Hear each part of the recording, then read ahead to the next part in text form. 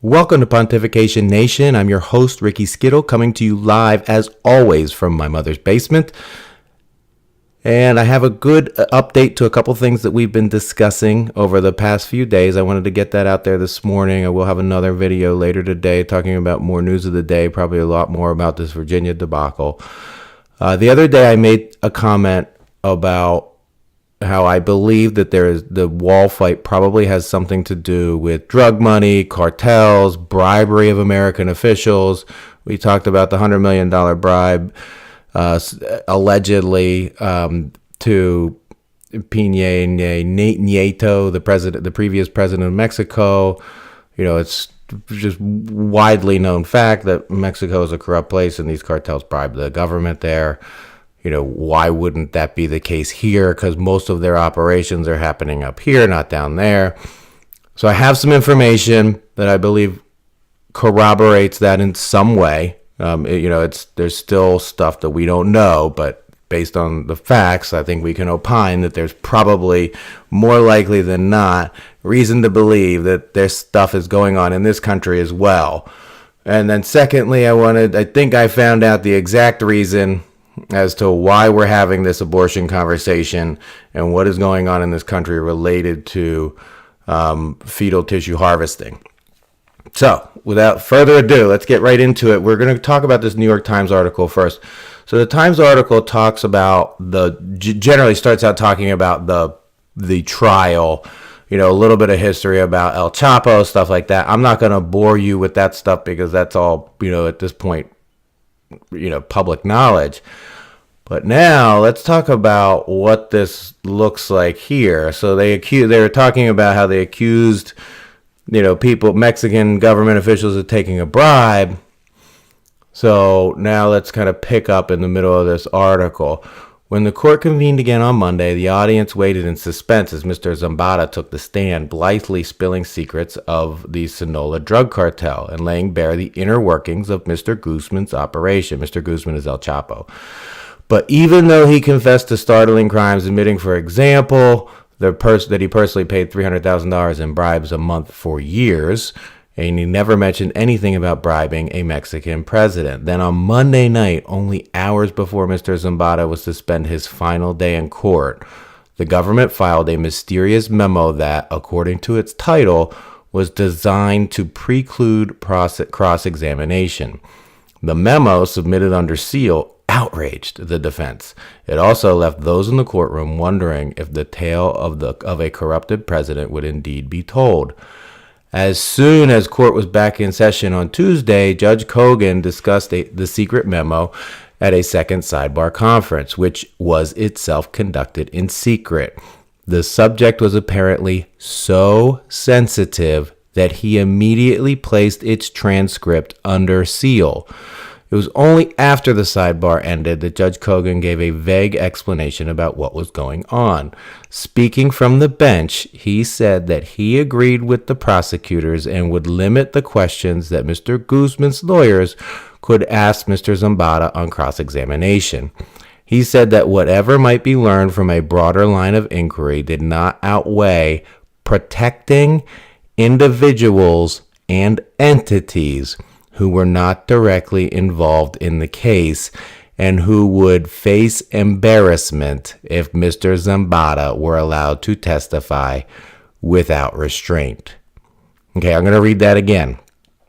He also said that whatever might be learned from a broader line of inquiry did not outweigh protecting individuals and entities who were not directly involved in the case and who would face embarrassment if Mr. Zambada were allowed to testify without restraint. Judge Kogan never identifies those individuals and entities, and because he sealed the transcript, the government and the defense could not discuss them. Who they were and why they stood to face embarrassment remains another secret.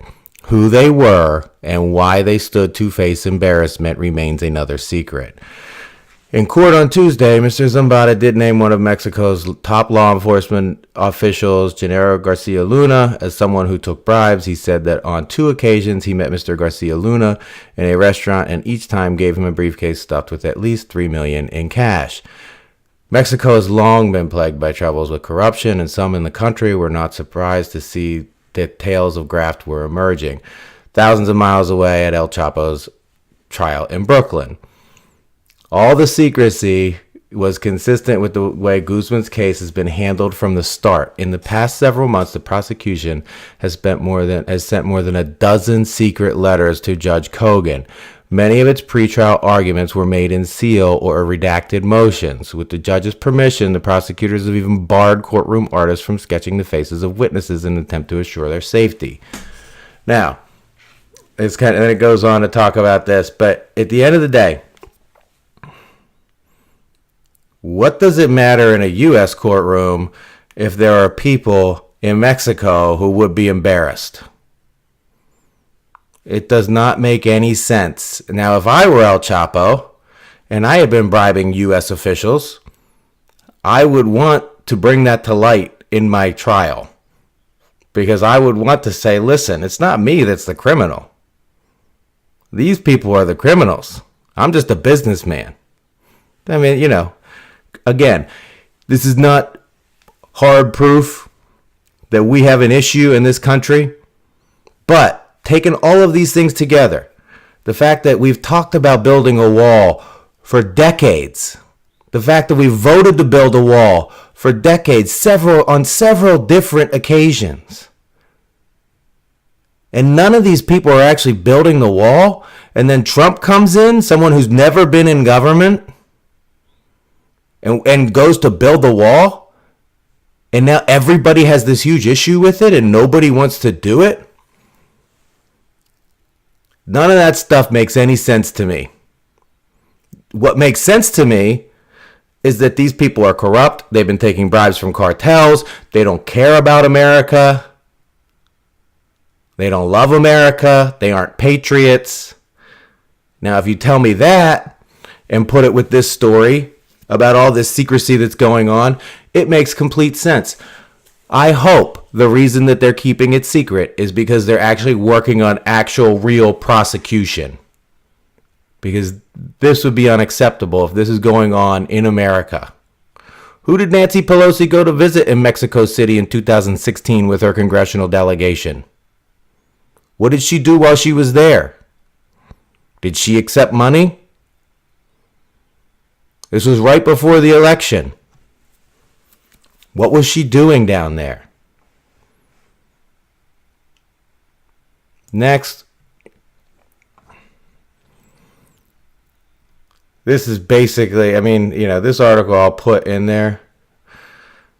But the basic gist comes from this line right here. Aborted babies are a very valuable commodity in today's America. Research institutions, elite universities, medical centers pay a lot of money for body parts. And that's from the filmmaker, the guy who did the documentary Gosling. Now, I've told you before that I lived in Philadelphia for 15 years.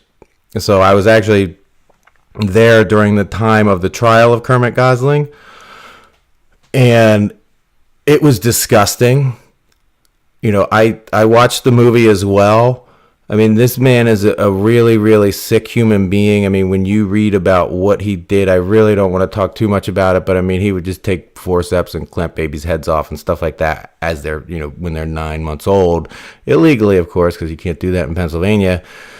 And, he's in jail for the same thing. He still thinks that he's, a normal person and he didn't do anything wrong. He was just performing medical procedures and not murdering innocents. But in any case, this is the problem right here.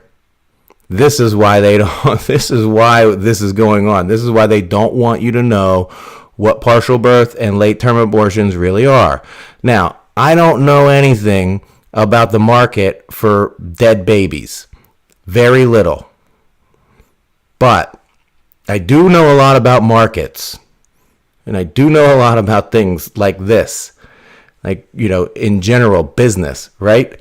Now, if you're in the business of using fetal tissue for this article, you can read it yourself, actually talks about how they take the human fetal tissue and inject it into mice, okay? They take human fetal tissue and inject it into mice so they can perform experiments on the mice and make the mice more humanistic, okay? They're taking dead babies and injecting them into mice to do more research. That's the gist. That's what this article is talking about before it goes into this part. So, again, back to markets. I would be willing to bet a large sum of money that a little tiny ball of fetal tissue is worth less than a fully formed fetus, right? So when we're looking at this, and it says that the abortion clinics are not allowed to sell, quote unquote, the parts, right? They have to donate them. A lot of the mothers don't know that they're being donated. I don't believe that something can be a valuable commodity and someone gives it away without any exchange of value, right? Like gold is a valuable commodity. Do you give an ounce of gold away without anything in return? Do you donate it? No, you don't. If you hold a valuable commodity, you don't give it away without any exchange of value. So I don't know what the exchange of value is, but what I can tell you is I would thoroughly believe that a fully formed fetus is worth more value, whatever you're exchanging that value for, whether it be cars or houses or whatever, is worth more than, the ones that are being ripped from the womb at 12 weeks or 20 weeks. So, we need to really, really think about the overall conversation here.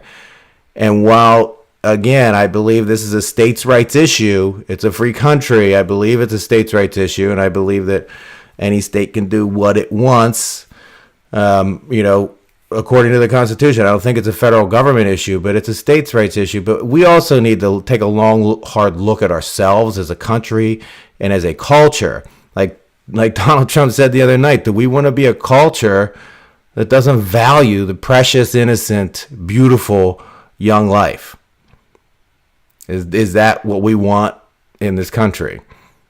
Do we want to sell fetuses to research? I would prefer that we do research in other ways that doesn't involve fetuses. I will wait an extra 10 years for a cure to cancer so that I can know that we're not doing this, because this is disgusting and it has no place in civilized society.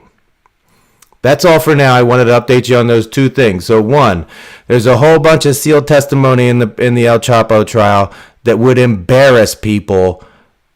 Who knows if they're American or not? I don't know the answer to that, but it doesn't make any sense if we're worried about, the mayor of a town in Mexico and embarrassing him because everybody in that town already knows he's corrupt. The people who would be embarrassed are the people who we don't know are corrupt. Everyone knows that the politics and law enforcement in Mexico are corrupt. It is common knowledge.